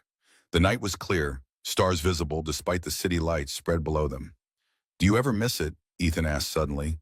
"The corporate life, the power and prestige." Sophia considered the question honestly. "Sometimes I miss the certainty, the clear metrics for success. This work we're doing now, measuring its impact, is more complicated." "But more meaningful," Ethan suggested. She nodded, sipping her tea. "More meaningful because it's more complicated. Because it deals with people, not just numbers on a spreadsheet." The comfortable silence between them spoke to how far they had come from their first antagonistic encounters. Trust had been built through crisis, respect, through observation of each other's strengths, and something deeper, through the shared commitment to both their work and their daughters. When Sophia finally broke the silence, her question surprised even herself. "Where do you see us in 5 years, Ethan?" He didn't pretend to misunderstand the question. "The center will be established nationally by then," he said thoughtfully. "Satellite locations in other states. Maybe federal legislation incorporating our accountability frameworks." "That's the work," Sophia pressed gently. "I'm asking about us." Ethan turned to face her, fully moonlight catching in his eyes. "Us is wherever we choose to be. Together, if that's what you want. The center, the girls, a life built on purpose rather than just ambition." His voice softened. "I've learned not to plan too far ahead, just to recognize what matters and hold on to it with both hands." The moment hung between them, heavy with possibility. Sophia found herself thinking of the corporate executive she had been driven isolated, measuring success in market share and stock prices. That woman would never have imagined finding fulfillment in a modest training center or family in the man she had once fired and the daughter who wasn't biologically hers. "I want that," she admitted finally. "All of it. The center, the girls, you. This life we've stumbled into somehow." Ethan's smile held no triumph, only quiet joy and perhaps relief. "I want that too. Have for a while now." Their first kiss was tentative, a crossing of boundaries, carefully maintained through months of partnership and friendship. But it carried the weight of everything they had survived together, every challenge overcome, every moment of courage and vulnerability shared. The Phoenix Center's one-year anniversary arrived with spring, marked by a community celebration that filled the renovated building with laughter and purpose. Former students returned to share how their training had prevented accidents or improved workplace conditions. Corporate clients testified to cultural transformations within their organizations. Government officials spoke of the center as a model for similar initiatives nationwide. Amid the festivities, Sophia found herself drawn to the small memorial garden created behind the building, a peaceful space dedicated to those who had lost their lives due to safety violations and corporate negligence. The 17 victims of the defective medical devices were commemorated there, along with others whose stories had emerged during the center's work. Ethan found her there, standing quietly among the flowering plants and small stone markers. "The girls are asking for you," he said softly. "They want to cut the cake." Sophia nodded but didn't immediately move. "Sometimes I wonder if we've done enough, if anything can really balance the scales against so much loss." Ethan's hand found hers warm and steady. "We can't bring them back, but we can make their deaths matter by changing what happens next." He gestured toward the building behind them, where dozens of people celebrated not just the center's survival, but its mission. "All of this exists because you refused to look away, because you chose to act when it would have been easier not to." His words settled something within her, not erasing the weight of responsibility, but making it bearable through shared purpose. Together they returned to the celebration, to Emma and Leah, waiting impatiently by an enormous cake decorated with the Phoenix Center logo. The moment captured everything they had built together, not perfection, but purpose. Not absence of challenge, but courage to face it. Not the life either had planned, but the one they had found through unlikely circumstances and deliberate choice. That evening, after the celebration wound down and the last guest departed, Ethan gathered everyone in the main training room. Sophia assumed he wanted to discuss cleanup or plans for the following day's regular classes. Instead, he knelt before her, producing a small box from his pocket. The ring inside wasn't elaborate or ostentatious, a simple band with a small stone that caught the light. but the meaning behind it filled the room more completely than any diamond could have. I'm not good with formal speeches, Ethan admitted, his usual composure finally faltering. But I know what matters now. You, the girls. This life we've built together. I want to make it official, if you do too. Emma and Leah watched with barely contained excitement, clearly co-conspirators in the plan. Sophia realized they had been unusually well-behaved during the cleanup, keeping her distracted while Ethan prepared. Is that a yes? Ethan asked when her silence stretched longer than he expected. Sophia laughed through sudden tears. Yes! Of course, yes! The girls erupted in cheers, rushing forward to embrace them both. The four of them stood together in the center they had built from crisis and conviction, arms intertwined, the future stretching before them, with possibilities none could have imagined a year earlier. The wedding took place 3 months later in the Phoenix Center's courtyard, transformed for the occasion with flowers and lights. The guest list included those who had become family through shared purpose. Jake and his wife, Janet Winters, Frank Martinez, who had leased them, the building neighbors who had supported them through difficult times, students whose lives had been changed through their training programs. Leah and Emma served as flower girls, solemn with the responsibility, until they reached the end of the aisle where they broke into identical grins of triumph. The ceremony itself was brief but meaningful, focusing not on traditional vows, but on commitments they had already demonstrated through action to stand together through challenge, to protect what mattered, to build something meaningful, not just for themselves, but for others. The reception that followed felt less like a formal celebration than a family gathering expanded to include an entire community. Tables spread across the courtyard hosted conversations between corporate executives and factory workers, government officials and community activists, all united by connection to the center's mission. As evening fell and lights twinkled overhead, Sophia found herself watching Ethan dance with both girls, one in each arm, their laughter floating across the courtyard. The sight filled her with a contentment she had never experienced in her previous life of corporate achievement and material success. Janet Winters approached, champagne glass in hand, following Sophia's gaze. You've built something remarkable here. Not just the center, but this family.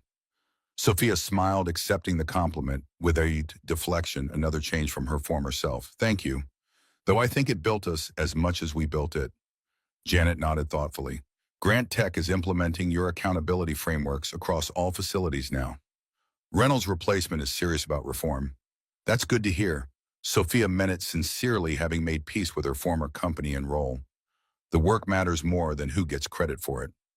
As Janet moved on to speak with other guests, Ethan approached the girls, having been claimed by Jake's wife for a cookie expedition. He extended his hand with formal playfulness. May I have this dance, Miss and Mrs. Ward? Sophia took his hand, smiling at the new name she had chosen to embrace, symbolizing not submission to tradition, but conscious choice of a shared identity. You may indeed, Mr. Ward. They moved together on the makeshift dance floor, comfortable in each other's space after months of growing closeness. Around them, their unlikely extended family continued celebrating not just their marriage, but the community and purpose they had created together. I keep thinking about what you said when we first started rebuilding the center, Sophia admitted as they danced, that maybe we were finally living the right lives. Ethan nodded, his hand warm against the small of her back. And I think you were right. This isn't the life I planned or expected. It's better, more challenging sometimes, but more real. The music shifted to a slower tempo, and they adjusted their steps accordingly, the physical harmony reflecting the partnership they had built through crisis and commitment. Ethan glanced toward where Emma and Leah had returned, heads bent together in conspiratorial whispers over plates piled with desserts. They're plotting something, he observed with paternal resignation. They're always plotting something, Sophia laughed. That's what happens when you raise them to be problem solvers. As if on cue, the girls approached, matching expressions of determined innocence on their faces. Dad, we need to borrow Mom for a super important wedding thing, Leah announced. Super important, Emma echoed solemnly. Ethan released Sophia with exaggerated reluctance. I suppose I can spare her for a super important wedding thing, but I expect her back intact. The girls led Sophia toward the Phoenix Center building, unusually serious in their mission. Inside, they directed her to the memorial garden, now illuminated by soft landscape lighting. There they presented her with a new addition, a small orange paper crane hanging from one of the garden fixtures. We made it for good luck, Leah explained. Like the one I made before, remember? Sophia did remember the small orange crane Leah had given her during those first tentative days of their relationship, a token of childish hope that had somehow helped sustain her through the darkest moments. Emma pointed to writing on the crane's wing. We wrote something inside too. Carefully, Sophia unfolded the delicate paper creation. Inside, in Leah's careful handwriting, surrounded by Emma's decorative stars, were the words, "Heroes are just people who don't walk away." The simple truth caught in Sophia's throat, not because it was profound, but because it had come from these children who had seen both the worst and best of human nature, who had experienced fear and danger, but also courage and protection, who understood perhaps better than many adults what truly mattered. Ethan appeared in the garden entrance, watching the three of them with quiet contentment. Found the super important wedding thing, I see. The girls nodded solemnly, mission accomplished. When Sophia's eyes met his over their heads, the connection between them needed no words. Gratitude for this unlikely second chance commitment to the path they had chosen together. Certainty that whatever challenges lay ahead, they would face them not alone, but as the family they had built from crisis and courage. Later that night, after the last guest had departed and the girls had finally succumbed to exhaustion, Sophia and Ethan stood together on the Phoenix Center's roof.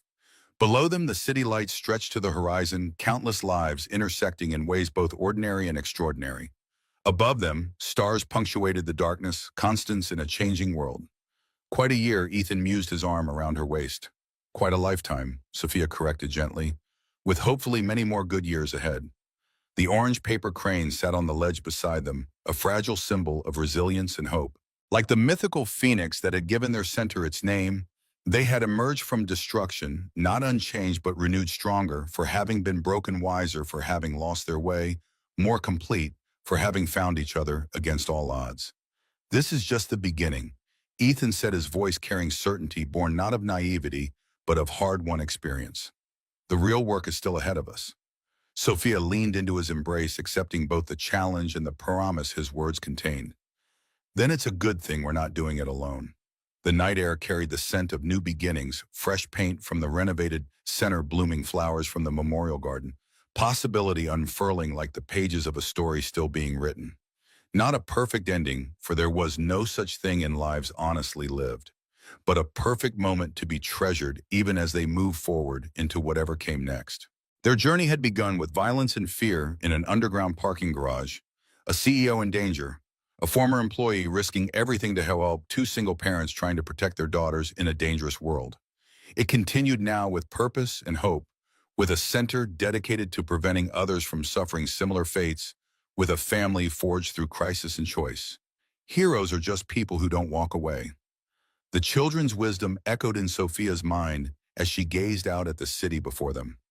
She and Ethan weren't heroes from storybooks or movies, but simply people who had refused to look away when confronted with injustice, who had chosen again and again to stay and fight rather than retreat to safety, who had built something meaningful from the wreckage of what came before. That choice to stay, to rebuild, to hope, had given them everything that mattered. Each other, their daughters, purpose beyond profit. A life measured not in acquisitions, but in impacts, not in power, but in positive change. As they stood together under the stars, the future stretched before them, not guaranteed or certain, but possible in all the ways that mattered most. Whatever challenges it held, they would face them together, stronger for everything they had already overcome, determined to keep choosing courage over convenience, integrity over expediency, love over fear.